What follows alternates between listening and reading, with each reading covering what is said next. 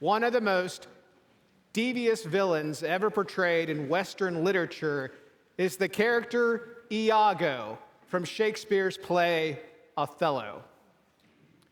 Othello is about a famous general, aptly named, at the height of his popularity.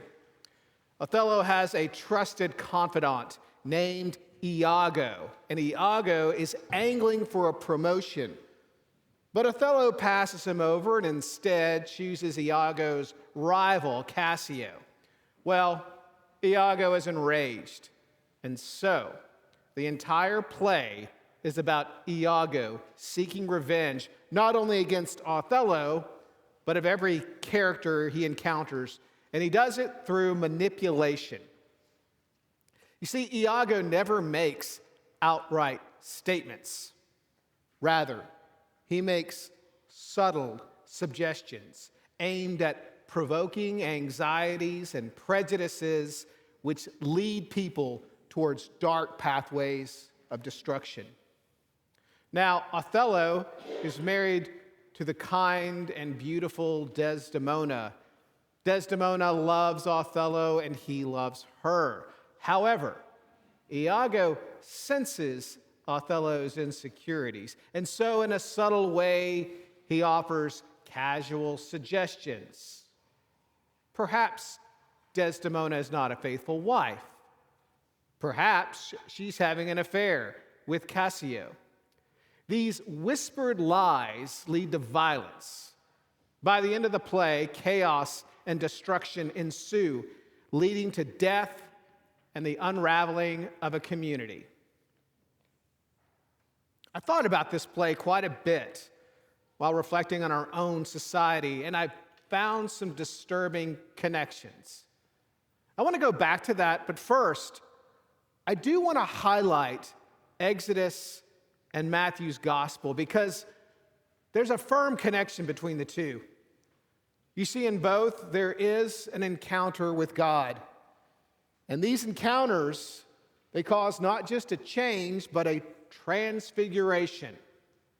In Exodus, Moses encounters God on the mountain. We don't read it in our section, but later the reading describes Moses, that when he comes down from the mountain, his physical appearance changes. His skin shines. He glows, all from this encounter with God. Likewise, in Matthew's gospel, Jesus also ascends a mountain. His appearance transforms. His face shines like the sun. His clothes turn into a dazzling white. The transfiguration of Moses and of Jesus both happen before dark and difficult days. Moses' transfiguration happens before the Israelites begin their 40-year journey wandering the wilderness, and they go through some dark periods during that time. Jesus' transfiguration happens before his betrayal, arrest, and crucifixion. But both readings demonstrate how God's light and God's presence is not just a powerful force, but a force of transfiguration. And it's a light that can, if we choose it, that will guide all of those who enter into darkness, whether in the wilderness or on a pathway of violence. The light of God remained with the Israelites during their 40-year journey in the wilderness. The light of God remained with the disciples during their dark journey towards Jesus' crucifixion. These readings, they prepare us for our own 40-day journey in Lent. They remind us that God's presence, God's light, can be found in our darkest moments, and that light can transfigure us. But let's go back to our present situation and all the concerns we have in society right now.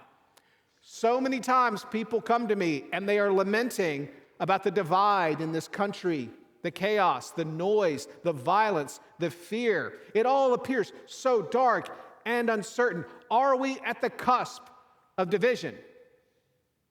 I don't know. But I do wonder sometimes if we are truly as divided as we think we are, or are there forces at work aimed at dividing us? You see, I can't help but reflect back on the play of Othello and the character of Iago and what Iago represents. Because Iago, throughout the play, makes subtle suggestions aimed at provoking anxiety and tapping into fear.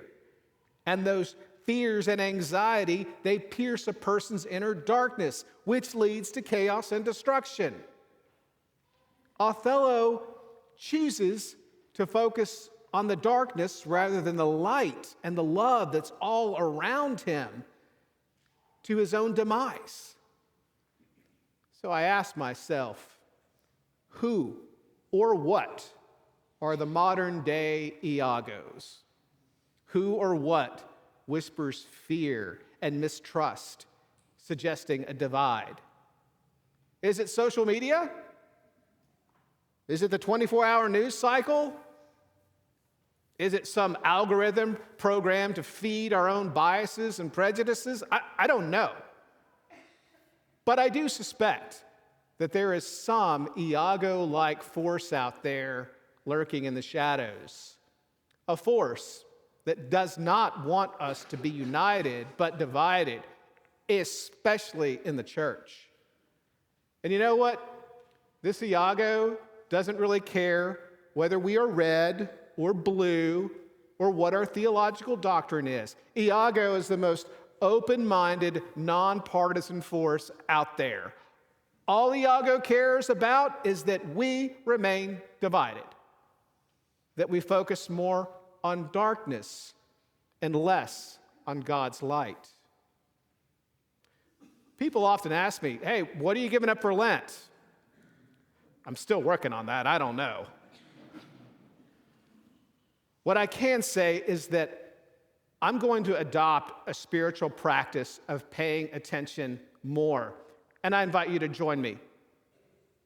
What I'm going to do is whenever I get angry or frazzled about what's happening in the world, I'm going to stop and ask myself, is Iago whispering in my ear?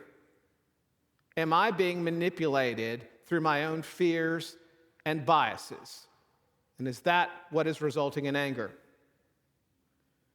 Join me in paying attention to what's happening out there.